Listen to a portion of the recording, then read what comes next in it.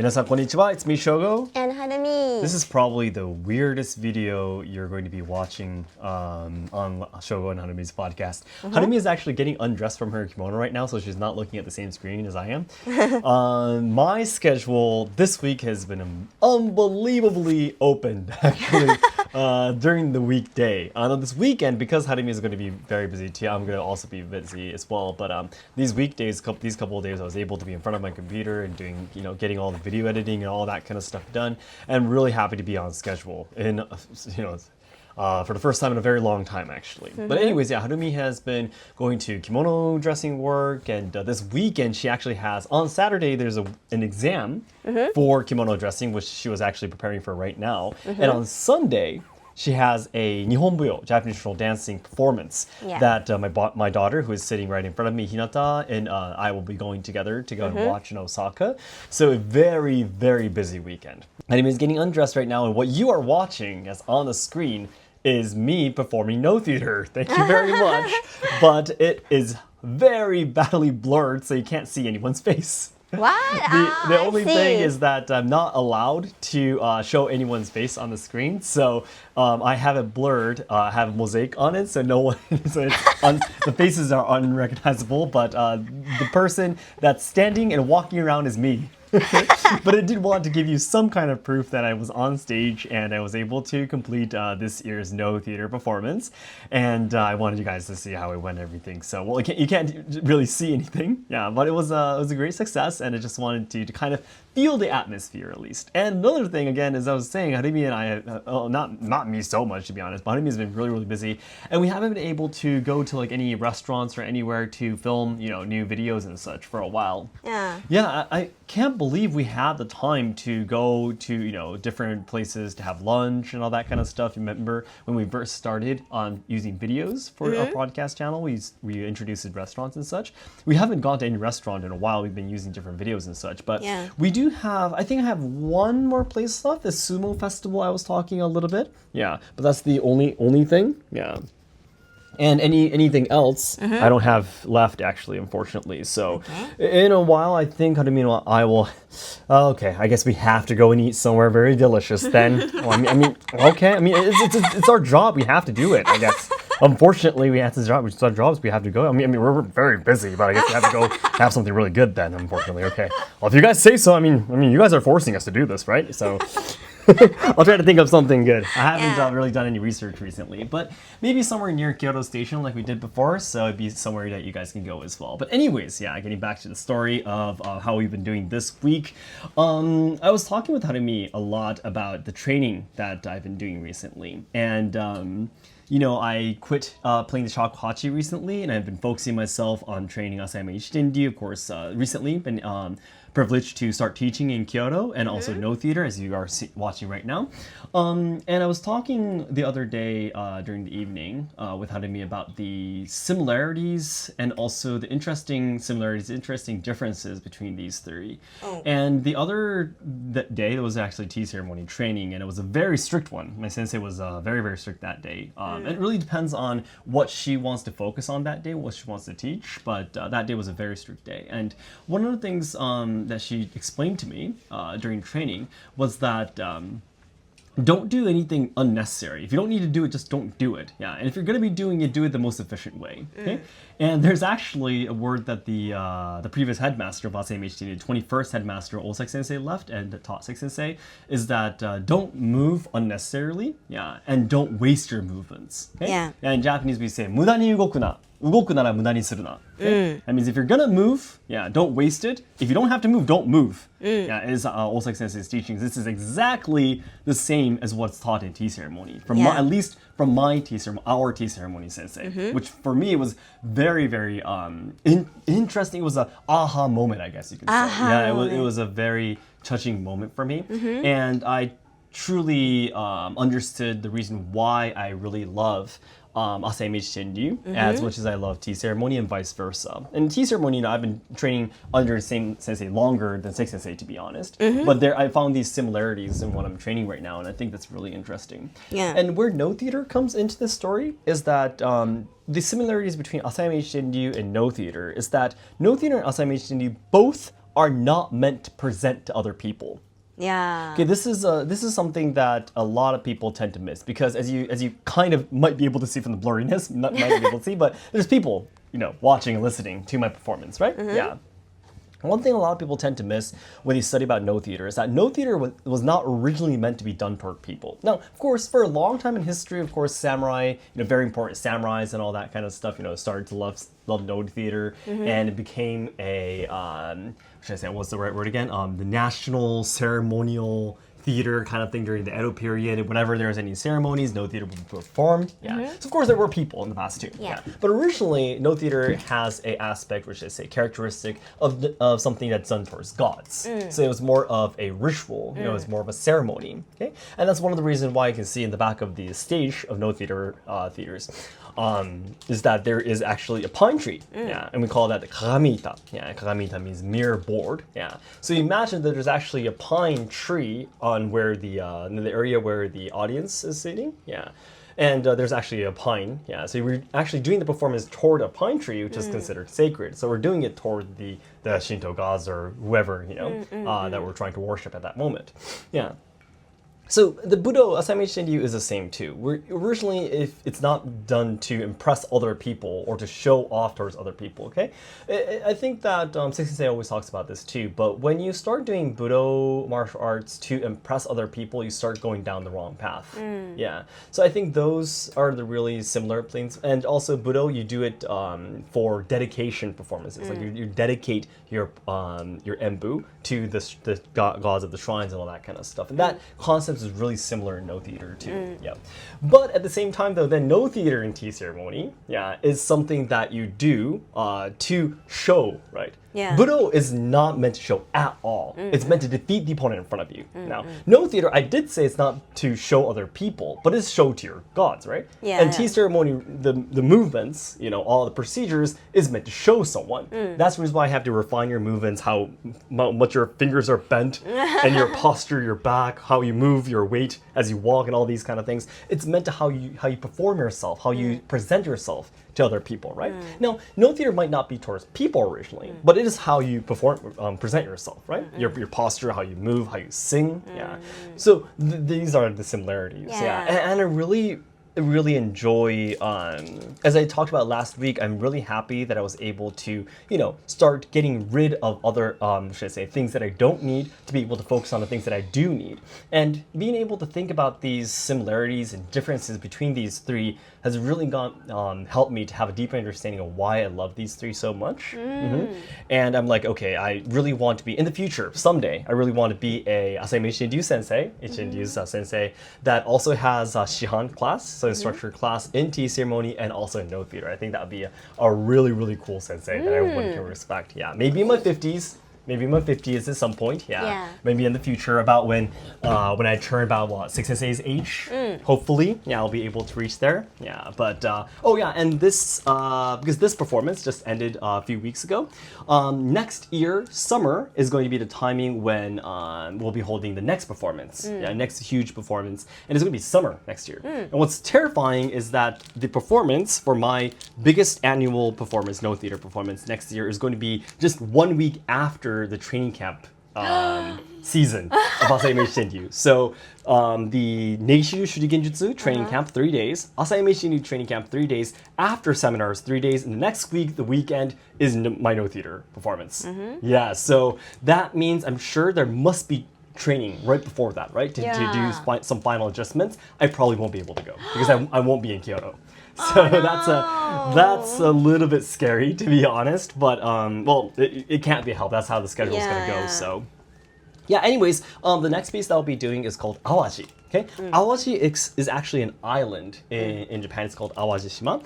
And Awajishima, if you study Japanese mythology, if you ever heard of Kojiki before, it was written in 600 something. I forgot the exact year, but 600 something was written. 645 was it? 645. I forgot if that was Nihon Shoki or Kojiki. There's two different mythology stories, but anyways, in that story, it was believed that two gods, a god and a goddess, got together to build Japan in the beginning, right? They used a spear for some reason. And they started to stir the ocean.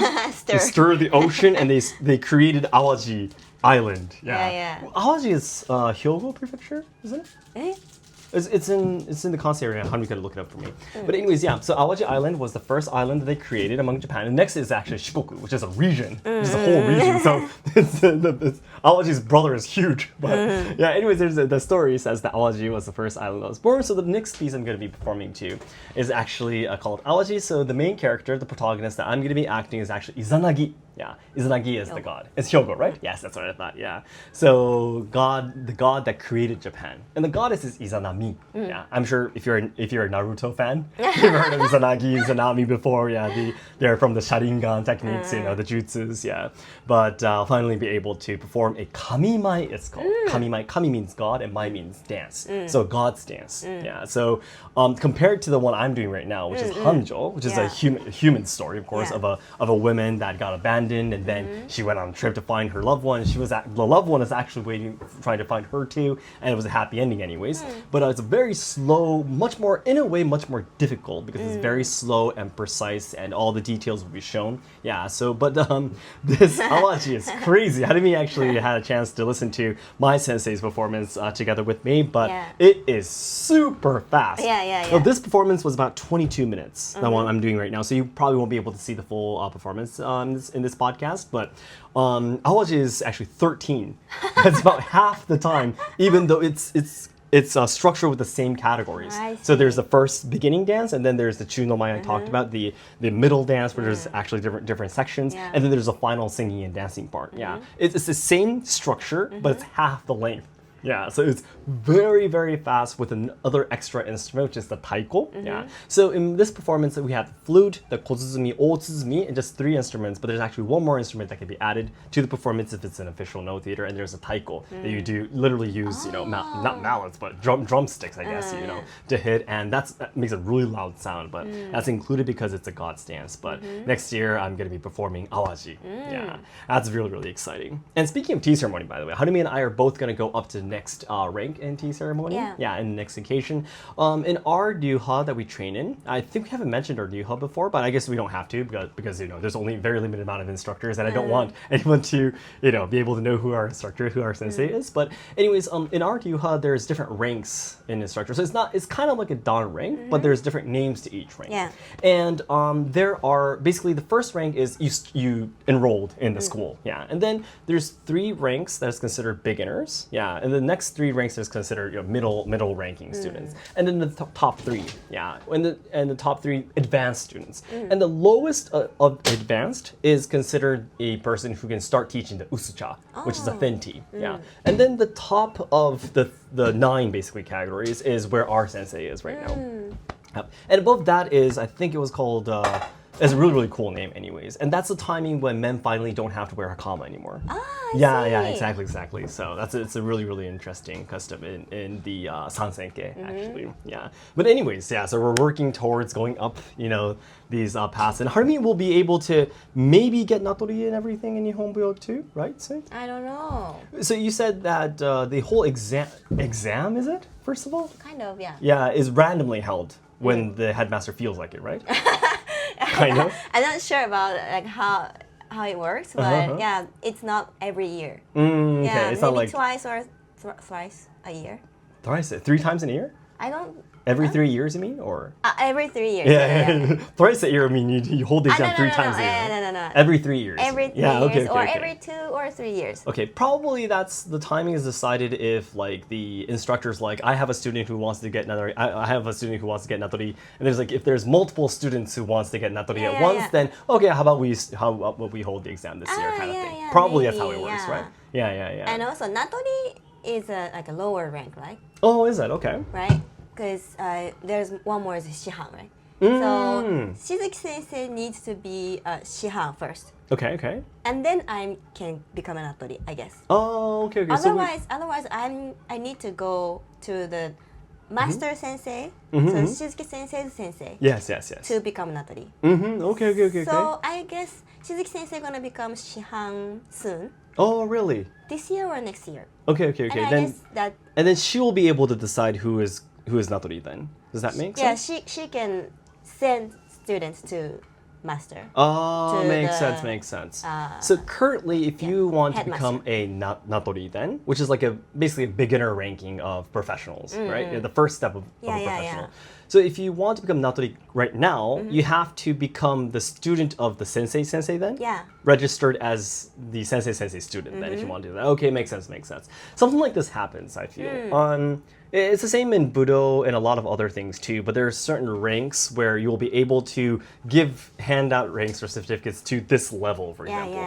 I think, like, for example, if you're higher than, like in ZNKR, All Japan Kendo Federation, Iaido, I believe if you're higher than 6th Dan, you're able to hand out until first Q, I think. Or something like that, yeah. So it's really similar, right? So our tea ceremony sensei was the same thing. So when we just started training under her, she did not have the right to hand out these certificates yet. But she has now got to basically the top of the rank, so she can probably hand out ranks to the lowest of the highest category, basically now. So we will be able to study under her until we get to the level where we can start teaching usucha to other people, I think. So that's how the system works, I believe.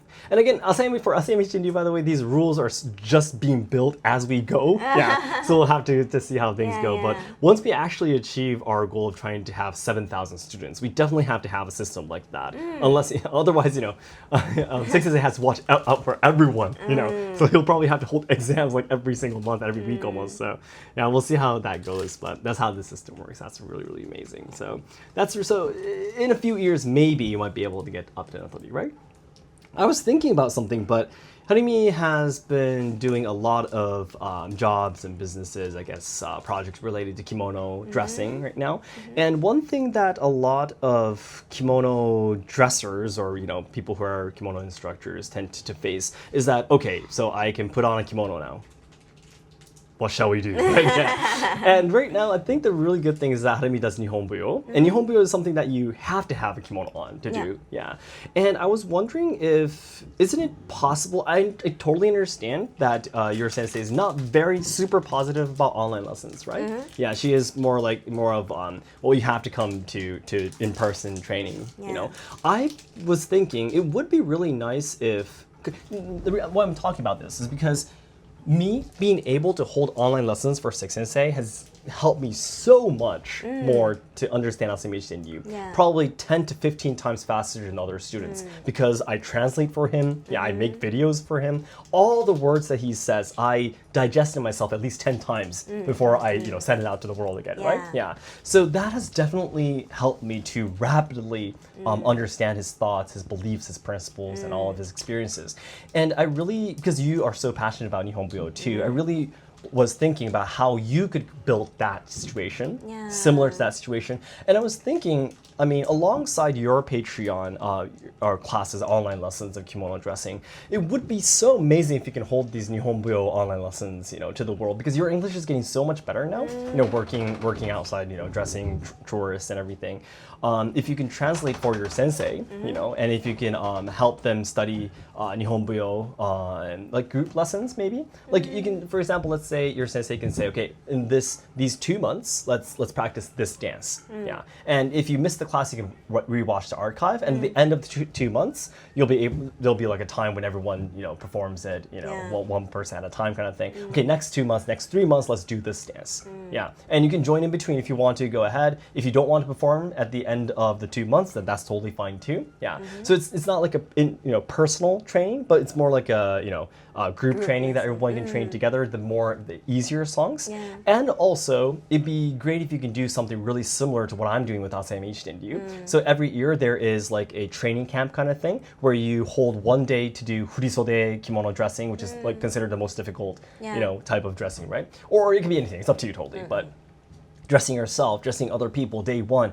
At the end of day one, maybe you can go shopping. It's with the kimonos dressed on. You can go shopping. You can go to a nice dinner party that you've reserved for everyone. And then the second day you can have all day, or maybe second day, third day you can have all the day to practice Nihon-buyō with Seki Sensei. And have like a 3-day event kind of thing, I think. So I think that would be really, really cool. Well, what do you think about that? Do you think you'll be able to kind of negotiate about that? Because I think that sounds amazing. I guess in-person one, the event, three days event kind of thing. Yeah. I guess that sounds good because Shizuki Sensei doesn't like online lessons. Yeah. And also to train Nihon-buyō in group is really difficult. Okay. And Well, that in person totally is really difficult too. But Yeah. also with Zoom, via Zoom is also more difficult. Of course. Yeah, Totally so, understand. Yeah, and also she's not really passionate about Zoom lessons. So Yeah. I guess in-person one sounds better. Okay. Yeah. Well, the thing is that the hurdle is really, really high when the first step is, okay, come to Japan and train with us. Yeah, I know. So I really wanted to create a door that's easier to enter, if that makes sense, you know? Yeah. I feel like I can hold my online lesson Okay. with Japanese traditional dancing soon, I guess. Okay. 1 or 2 years. And I totally understand that group lessons are difficult because the no theater training, as you guys are watching right now, this is a no. This is my very first no performance I took part in. Yeah, wearing the official shozoku. But I totally understand. No theater training is in 1-by-1 too. Usually, most cases it's a private lesson and it's teacher to student 1-by-1, right? Private lessons. But at the same time, though, holding online lessons for Asayama Ichiden-ryu these Budo trainings, we thought too it was impossible in the beginning. Seki Sensei was very skeptical about online lessons in the beginning, but he's the kind of person who always challenges first, tries it out first, and then decides later. Yeah. So which was a huge success, right? Yeah. So I really think I'm actually hoping to negotiate with Yamada Isumi Sensei too. Yes, my sensei. In no theater as well. At some point, maybe we can decide okay, let's practice this song this month, for example, and we sing it all together, kind of thing. That's exactly what he does right now in Japan. That's in person, to be honest. Yeah, but if we could do something similar, we could have people who are interested in no theater train together with us.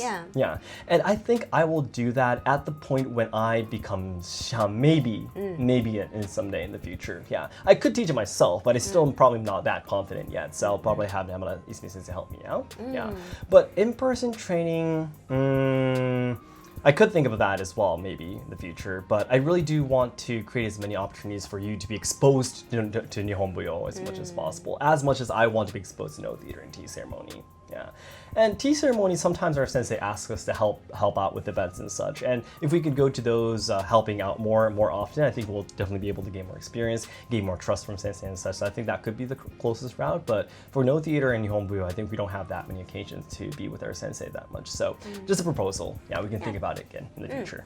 All right, guys, thank you so much. I'm so sorry. Probably today's podcast is a little bit shorter than usual, but Harumi and Hinata has to go to the Nihon-buyō training as we were talking about, so we have to. They have to get going. So we'll talk to you guys next week.